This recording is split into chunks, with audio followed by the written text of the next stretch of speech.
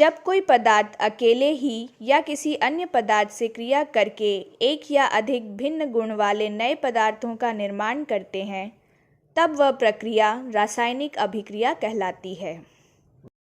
उदाहरण के लिए, हाइड्रोजन और क्लोरीन के मिश्रण को यदि सूर्य के प्रकाश में रखा जाए तो ये दोनों परस्पर क्रिया करके हाइड्रोजन क्लोराइड का निर्माण करते हैं।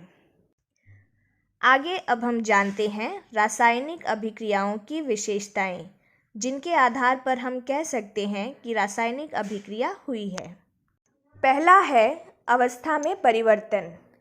कुछ रासायनिक अभिक्रियाओं के फलस्वरूप पदार्थों की अवस्था में भी परिवर्तन होता है। उदाहरण के लिए, जब हाइड्रोजन ऑक्सीजन से अभिक्रिया करता है तब जल बनता है। इसमें हाइड्रोजन तथा ऑक्सीजन गैस है, जबकि जल द्रव है। दूसरा है रंग में परिवर्तन। कुछ रासायनिक अभिक्रियाओं में पदार्थों के रंग में भी परिवर्तन होता है। उदाहरण के लिए, पोटेशियम परमैंगनेट के विलयन का रंग बैंगनी होता है। उसमें थोड़ा थोड़ा करके नींबू निचोड़ने पर विलयन का रंग धीरे धीरे गायब होने लगता है और वह रंगहीन हो जाता है। तीसरा है गैस का उत्सर्जन। कुछ रासायनिक अभिक्रियाएं ऐसी हैं जिसमें किसी गैस का उत्सर्जन होता है। उदाहरण के लिए, दानेदार जस्ता की अभिक्रिया तनु हाइड्रोक्लोरिक अम्ल से कराने पर हाइड्रोजन गैस उत्पन्न होती है। चौथा है तापमान में परिवर्तन। कुछ रासायनिक अभिक्रियाओं के फलस्वरूप तापमान में परिवर्तन होता है। उदाहरण के लिए, यदि कली चूना के एक ढेले पर जल गिराया जाए तो पर्याप्त मात्रा में ऊष्मा उत्पन्न होती है, जिससे अभिक्रिया मिश्रण का ताप बढ़ जाता है। अतः यह अभिक्रिया ऊष्माक्षेपी होती है। इसके विपरीत, एक परख नली में थोड़ा अमोनियम क्लोराइड लेकर उसमें बेरियम हाइड्रोक्साइड का विलयन डालने पर अभिक्रिया के फलस्वरूप बेरियम क्लोराइड, अमोनिया एवं जल बनते हैं। इस अभिक्रिया में अभिक्रिया मिश्रण का ताप घट जाता है, जिससे परख नली को स्पर्श करने पर ठंडक महसूस होती है। अतः यह अभिक्रिया ऊष्माक्षोषी होती है। रासायनिक अभिक्रिया में दो महत्वपूर्ण चीज़ें होती हैं, अभिकारक और प्रतिफल या उत्पाद। जो पदार्थ रासायनिक अभिक्रिया में भाग लेकर नए पदार्थ बनाते हैं उन्हें अभिकारक कहते हैं, और रासायनिक अभिक्रिया के फलस्वरूप बने नए पदार्थ प्रतिफल या उत्पाद कहलाते हैं। उदाहरण के लिए, जब मैग्नीशियम की अभिक्रिया ऑक्सीजन से कराई जाती है तब मैग्नीशियम ऑक्साइड का निर्माण होता है। इसमें मैग्नीशियम और ऑक्सीजन अभिकारक हैं, जबकि मैग्नीशियम ऑक्साइड उत्पाद है। अगला है रासायनिक समीकरण। रासायनिक समीकरण क्या है और इसे कैसे लिखा जाता है? किसी रासायनिक अभिक्रिया में भाग लेने वाले पदार्थों के संकेतों एवं सूत्रों की सहायता से उस अभिक्रिया का संक्षिप्त निरूपण रासायनिक समीकरण कहलाता है।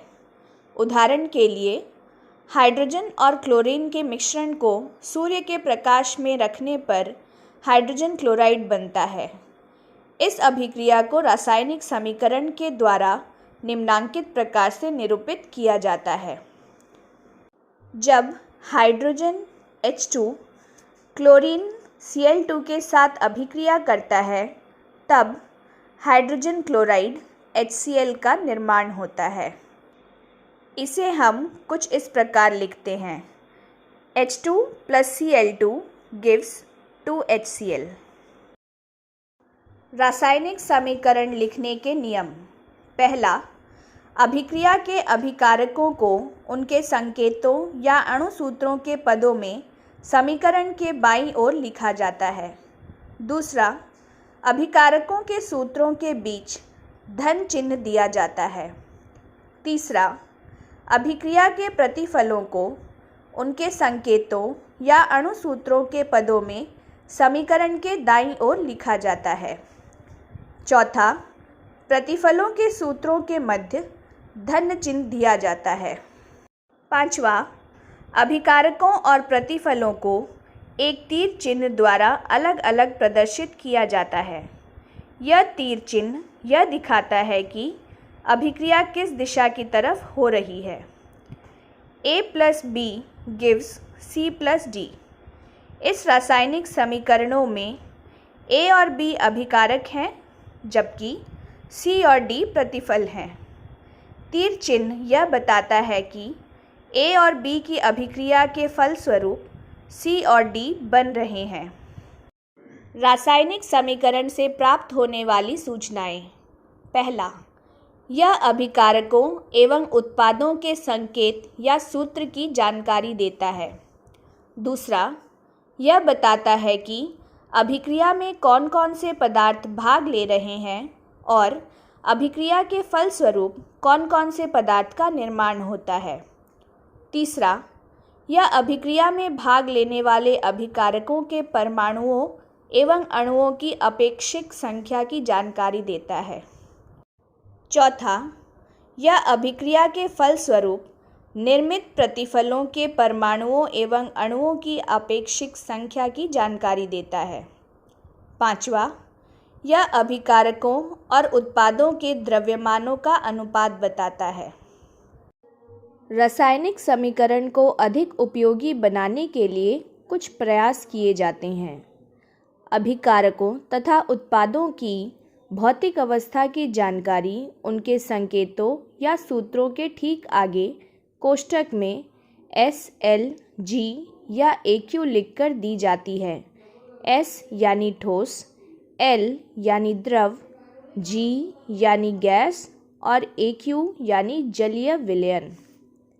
जैसा कि कैल्शियम कार्बोनेट CaCO3S यानी ठोस अवस्था में वियोजित होकर कैल्शियम ऑक्साइड यानी CaOS जो कि ठोस अवस्था में परिवर्तित हो जाता है और कार्बन डाइऑक्साइड यानी CO2 गैस अवस्था में परिवर्तित हो जाता है। दूसरा उदाहरण जिंक Zn जो कि ठोस अवस्था में है plus sulphuric acid H2SO4 AQ यानी ये जलीय विलयन अवस्था में है, जो कि अभिक्रिया करके जिंक सल्फेट यानी ZnSO4 जो कि जलीय विलयन अवस्था में परिवर्तित हो जाता है और H2 यानी हाइड्रोजन जो कि गैसियस अवस्था में परिवर्तित हो जाता है। दूसरा, ऊष्माक्षोषी और ऊष्माक्षेपी अभिक्रियाओं की जानकारी देने के लिए ऊष्माक्षोषी अभिक्रिया के लिए समीकरण के बाईं ओर प्लस ऊष्मा तथा ऊष्माक्षेपी अभिक्रिया के लिए समीकरण के दाईं ओर प्लस ऊष्मा लिख दिया जाता है। तीसरा, अभिक्रिया के फलस्वरूप गैस के उत्सर्जन की जानकारी देने के लिए समीकरण में गैस सूत्र के ठीक बाद निम्न चिन्ह दिया जाता है। अभिक्रिया के फलस्वरूप कोई उत्पाद अवक्षेप के रूप में पृथक होता है तो उसकी जानकारी देने के लिए उस उत्पाद के संकेत या सूत्र के बाद निम्न चिन्ह दिया जाता है। पांचवा, रासायनिक अभिक्रिया की उत्क्रमणीयता दर्शाने के लिए अभिकारक और उत्पाद के बीच विपरीत दिशाओं में निर्देशित दो तीर चिन्ह दिए जाते हैं। छठा, अभिक्रिया की शर्तों की जानकारी के लिए समीकरण में प्रयुक्त तीर चिन्ह के ऊपर या नीचे दाब, ताप, सांद्रण, उत्प्रेरक आदि शर्तों का निर्देशन किया जाता है। रासायनिक समीकरण के प्रकार। पहला, असंतुलित रासायनिक समीकरण। जिस रासायनिक समीकरण के दोनों ओर तत्वों के परमाणुओं की संख्या समान नहीं होती है उसे असंतुलित रासायनिक समीकरण कहते हैं।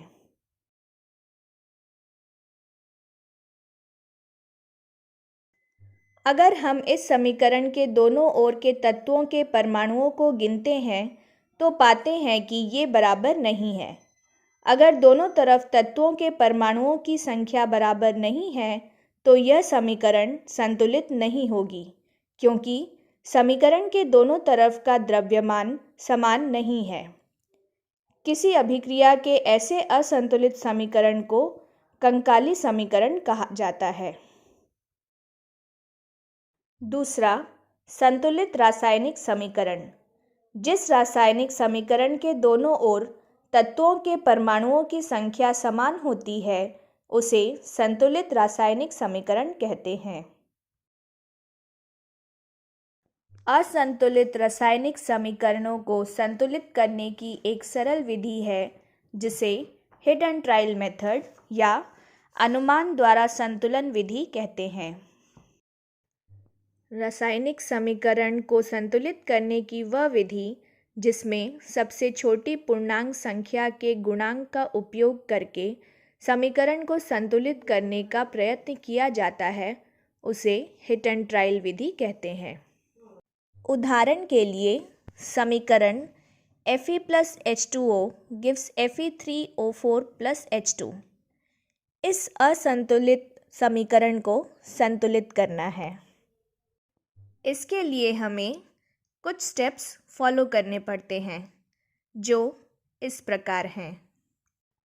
स्टेप 1, सबसे पहले हर सूत्र के चारों तरफ एक बॉक्स बना लें। समीकरण को संतुलित करते समय बॉक्स के भीतर कुछ भी परिवर्तन ना करें। स्टेप 2, समीकरण के विभिन्न तत्वों के परमाणुओं की संख्या कुछ इस तरह नोट करें। स्टेप 3, सबसे ज़्यादा परमाणु वाले यौगिक को सबसे पहले संतुलित करें, चाहे वो अभिकारक हो अथवा उत्पाद। उस यौगिक में सबसे ज़्यादा परमाणु वाले तत्व को चुनें। इस आधार पर हम Fe3O4 तथा उसके ऑक्सीजन तत्व को चुनते हैं। दाईं तरफ ऑक्सीजन के 4 परमाणु हैं, जबकि बाईं तरफ केवल 1। अब ऑक्सीजन परमाणु को संतुलित करने हेतु 4 गुणांक लगाकर 4 H2O लिखना है। अब आंशिक रूप से समीकरण इस तरह होगा। स्टेप 4, अब हाइड्रोजन परमाणु को संतुलित करते हैं। बाईं ओर हाइड्रोजन के 8 परमाणु हैं, जबकि दाईं ओर 2 परमाणु। अब हाइड्रोजन परमाणु को संतुलित करने हेतु दाईं तरफ 4 गुणांक लगाकर 4 H2 लिखना है। अब आंशिक रूप से समीकरण इस तरह होगा। स्टेप 5, अब अन्य तत्व जो असंतुलित है उसे संतुलित करते हैं।